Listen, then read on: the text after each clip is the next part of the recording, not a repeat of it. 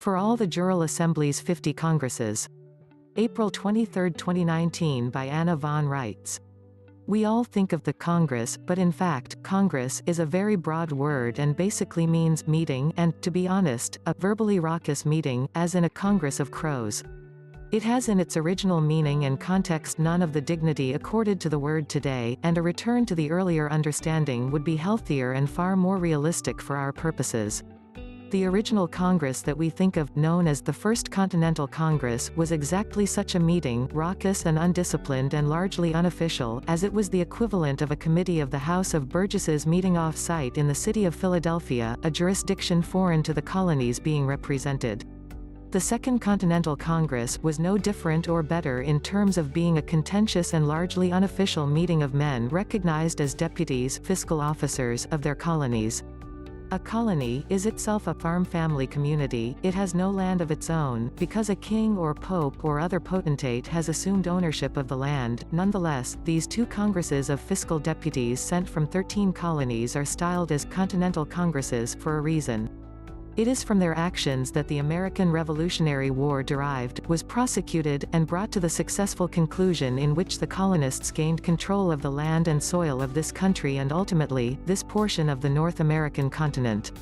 The American Revolution was substantially about ownership of soil and land, about the right to expand westward, in contravention of treaties that the King of England had with the native tribal leaders, as much as it was about freedom and the rights and dignity of mankind.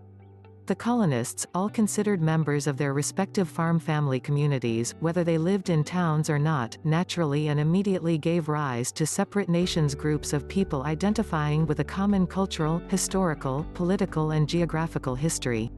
That is, the people of the colonies gave rise to nations once they declared their interest in the land and soil. The colonists of Georgia became, in the words of the eventual Treaty of Paris 1783, a free, sovereign and independent people, Georgians. The colonists of New York became New Yorkers, and the colonists of Virginia became Virginians, and so on.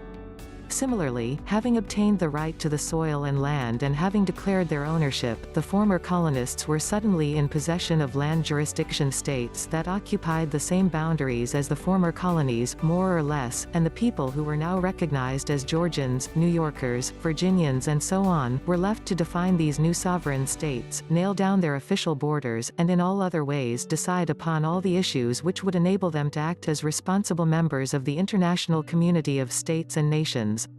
And all of this devolved upon them while they were engaged in fighting the Revolutionary War and throughout the decades following. Chaos reigned. And England meddled. Each new state issued its own currency for the purposes of trade. Some of the new states did a better, more responsible job of this than others, and prospered, but some states suffered inflation and other ills of bad monetary policy, aided by British counterfeiting of the American states' currencies, all of which served to undermine the stability and economic viability of the new states. Their first attempt to issue a mutual international currency, the Continental Dollar, was counterfeited and inflated into oblivion. So another Congress was called, and this was a meeting, a Congress, of the United States in Congress assembled. Please notice the exact words and styles of the words. Jointly and severally, the United States, meaning those states that derived from the original colonies and their union of states formed by the unanimous Declaration of Independence, did what? They assembled for a meeting, a Congress, but it was no longer a Continental Congress, it was the United States Congress. Why? Because this body of delegates was meeting to discuss business that concerned a different jurisdiction. They were next meeting to discuss political, for example, international trade and financial currency issues. Every Congress since then has met to address these sorts of issues. There has never again been a Continental Congress held to specifically address land and soil issues. As you page through the history of this country, you will find that there have been many different kinds of Congresses called to meet, both in Philadelphia, and later in Washington, D.C. The topics that these Congresses addressed and the nature and composition of the delegations attending these meetings have changed over time. This is always indicated by the records kept of these meetings. Thus we have the Continental Congresses, the United States in Congress assembled, the United States of America in Congress assembled, the Congress of the United States of America, the Congress of the United States, the Congress of the United States of America, and so on and on. Any idea or impression that there is now or has ever been an entity known as the Congress representing this country is just that, an impression, not a truth, not an actuality. Instead, what has happened over time, is that a practice of electing congressional delegations has developed, and whatever kind of Congress meets. Washington, D.C., itself, is like a hotel or a conference center, where delegations of various kinds and statures can hold congresses, that is, meetings, on neutral turf. The fact that a Congress meets in Washington, D.C., grants it no special or predetermined purpose or identity. Rather, Washington, D.C., is like a bird's nest that can be occupied sequentially by robins, cuckoos, crows, and meadowlarks. For the sake of sanity, only one such Congress can meet in Washington, D.C. at a time, but there have been occasions in our history when multiple complete congressional delegations have met at the same time, one in Philadelphia and another in New York and another in Washington, D.C. All the delegates of all these Congresses are empowered to speak for their own body politic and to speak to their own particular issues. Thus, a meeting of the United States of America in Congress assembled is a meeting of delegates who are elected by land jurisdiction states and by the people of those states who are American state citizens, and such a Congress is empowered to exercise the full range of powers possessed by those states of the Union.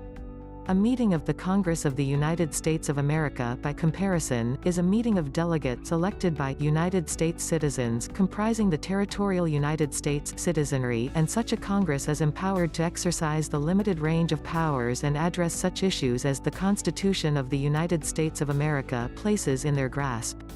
You are no doubt beginning to get the true flavor of the situation that our country faces. The Congress presently meeting in Washington, D.C., is not our Congress of the American states and people. It's a Congress representing federal citizens, not American state citizens. It has been a very long time since the people of this country exerted themselves to act in their sovereign capacity and assembled their states of the Union and sent fiduciary deputies to a meeting of the United States of America in Congress assembled, and it is long overdue. That is why those of you who have the ability to claim your birthright political status as American state citizens are being called to correct all the falsified territorial United States birth registrations that have been issued in your names without your knowledge or consent, and also part of the reason that you are being called to assemble your states of the Union. Your states will, once they are ready, elect their delegates to attend a meeting of the United States of America in Congress assembled, and they will then address and define those issues which only the actual states and people of this country can address.